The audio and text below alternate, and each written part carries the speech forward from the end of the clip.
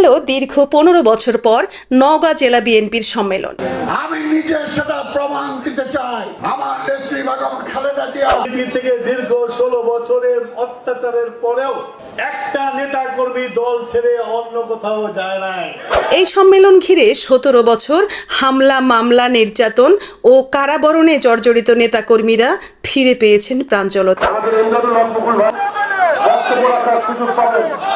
দুপুর 1:30টার দিকে নওগাঁ কনভেনশন সেন্টারে এই সম্মেলনের শুভ উদ্বোধন করেন বিএনপি চেয়ারপারসনের উপদেষ্টা বীর মুক্তিযোদ্ধা আব্দুস সালাম। পরে অনুষ্ঠানে ভার্চুয়ালি যুক্ত হয়ে প্রধান অতিথির বক্তব্য দেন বিএনপির ভারপ্রাপ্ত চেয়ারম্যান তারেক রহমান। এ সময় তারেক রহমান বলেন, রাজনৈতিক অধিকার প্রতিষ্ঠার প্রথম ধাপ হচ্ছে ভোটাধিকার প্রয়োগ করে সরকার গঠন করা। জনগণের ভোটে বিএনপি সরকার গঠন করলেও সামনে অনেক চ্যালেঞ্জ থাকবে, সেগুলো মোকাবেলা করতে দলীয় নেতাকর্মীদের ঐক্যবদ্ধ থাকতে হবে। তিনি আরও বলেন, স্বৈরাচার পালিয়ে গেলেও ধ্বংস করে রেখে গেছে সরকারের প্রতিটি সেক্টর। দেশ পরিচালনার অভিজ্ঞতা আছে বিএনপির, তাই এই অবস্থা উত্তরণ করতে সক্ষম হবেন বলেই আশা রাখেন তিনি।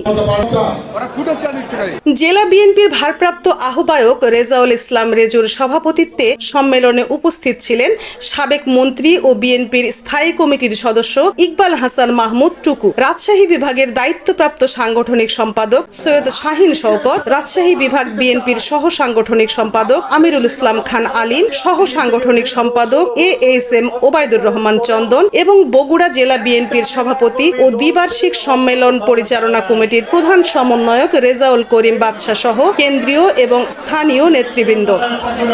এতদিন নানা সীমাবদ্ধতায় সম্মেলন করতে না পারলেও পরিবর্তিত পরিস্থিতিতে বেশ ঘটা করে সম্মেলনের আয়োজন করেছে দলটি।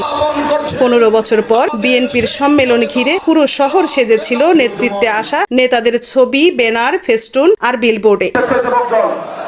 মারিয়া নূর, নিউজ ডেস্ক, সময়ের কলম।